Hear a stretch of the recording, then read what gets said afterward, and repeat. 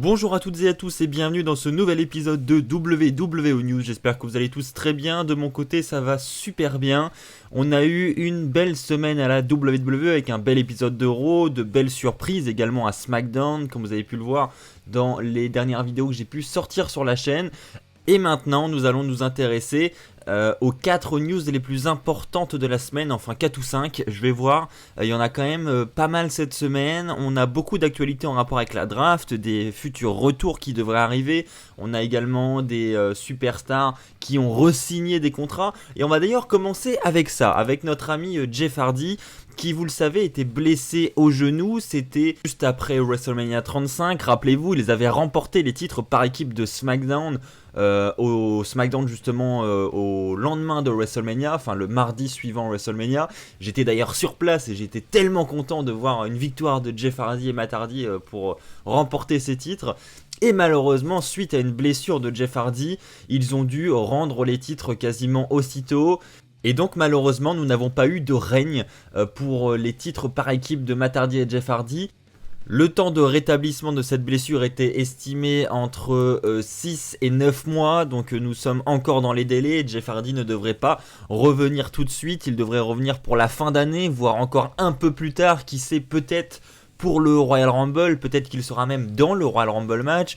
On verra, quoi qu'il en soit, ce n'est pas pour tout de suite. La news que je veux vous apporter là-dedans, c'est que la WWE ne souhaite pas perdre Jeff Hardy, que Jeff Hardy quitte la fédération en ayant été blessé pendant 6 à 9 mois. Ils veulent vraiment avoir un dernier run de Jeff, et donc pour ça, ils ont prolongé son contrat qui devait arriver à expiration très prochainement.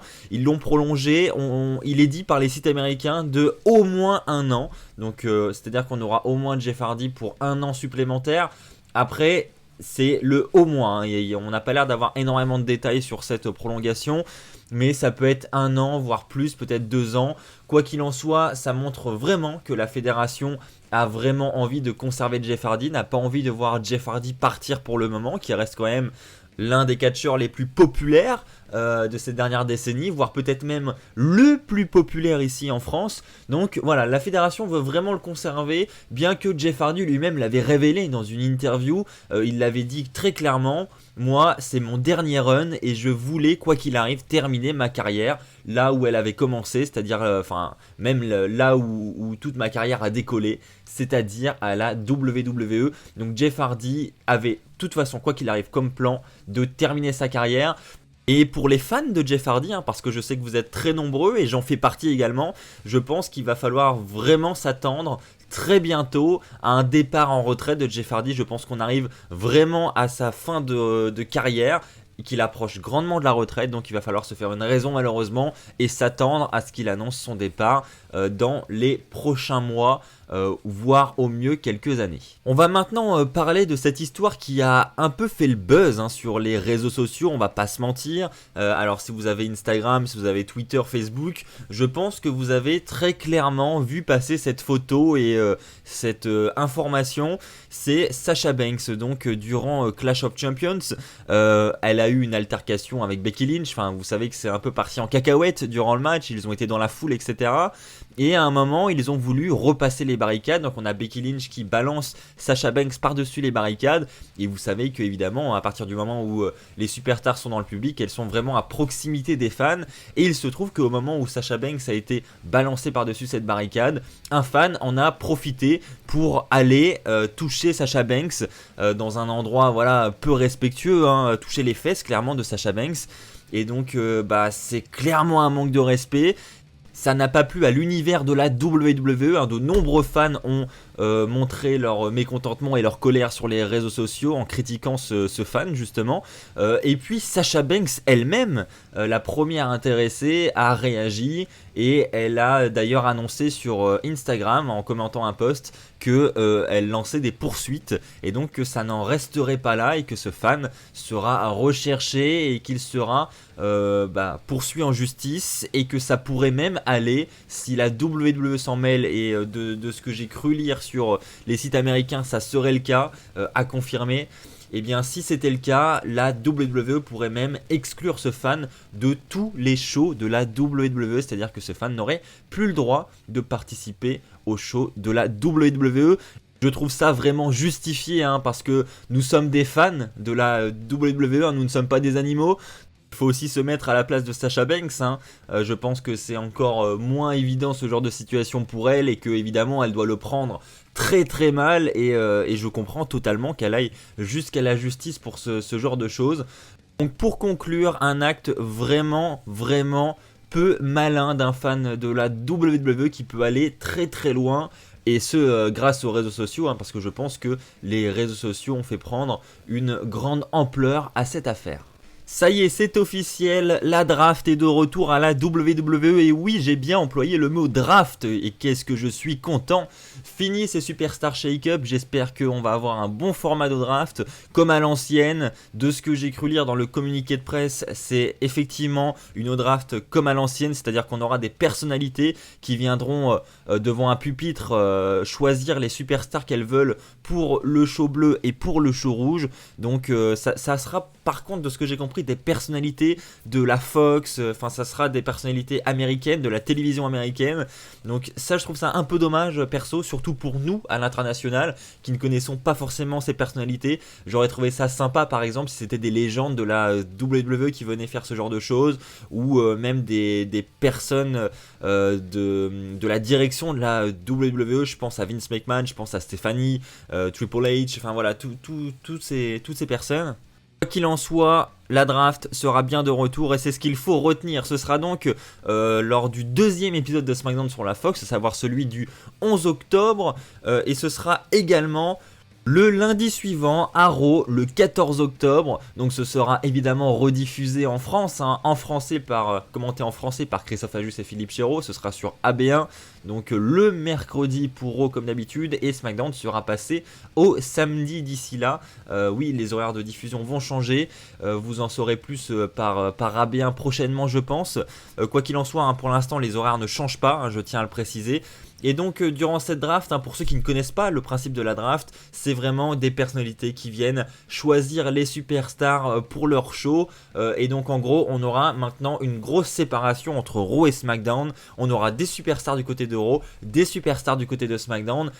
Et les superstars n'auront plus le droit de changer de roster. Elles appartiendront à un seul et unique roster. C'est donc fini la règle du wildcard et enfin, c'est terminé. Merci beaucoup.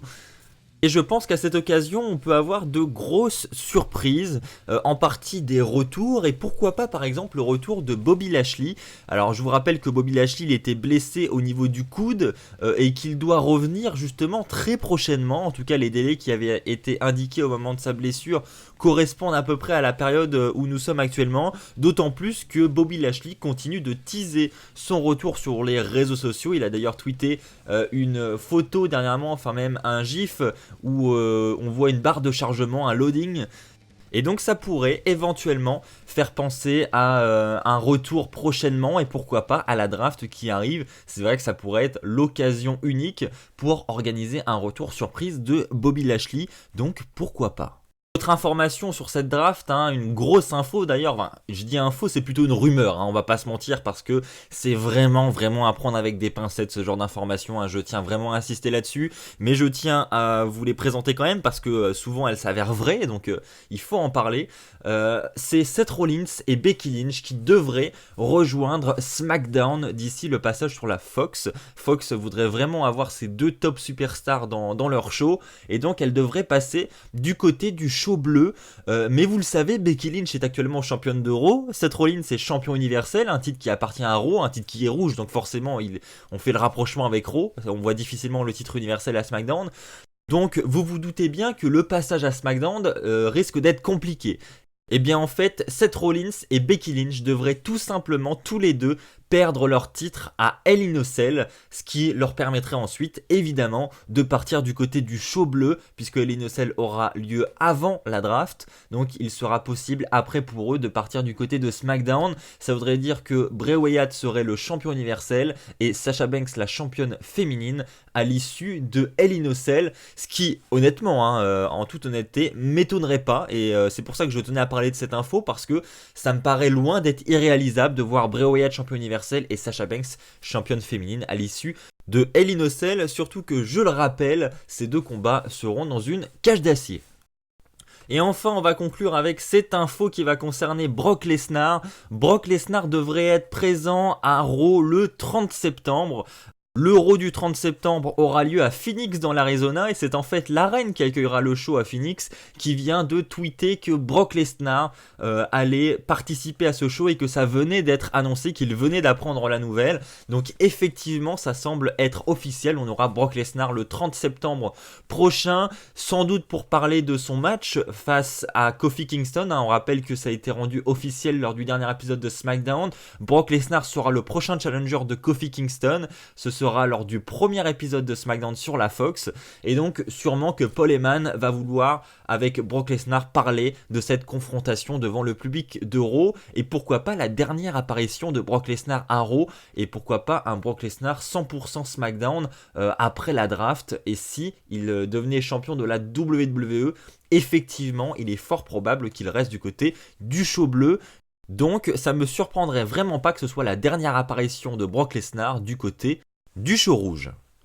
Voilà, c'est ainsi que va s'achever cet épisode de WWE News, j'espère sincèrement qu'il t'a plu. Si c'est le cas, comme d'habitude, je t'invite à lâcher un pouce bleu, je t'invite vraiment à t'abonner également pour ne pas rater les prochaines vidéos qui sortiront sur la chaîne et à activer la petite cloche pour être notifié dès qu'une nouvelle vidéo sort. Un grand merci à vous tous pour votre fidélité, on se retrouve très très vite, d'ici là portez-vous bien et comme d'habitude n'oubliez pas, soyez toujours très très fiers d'être fan de catch. Allez bye tout le monde.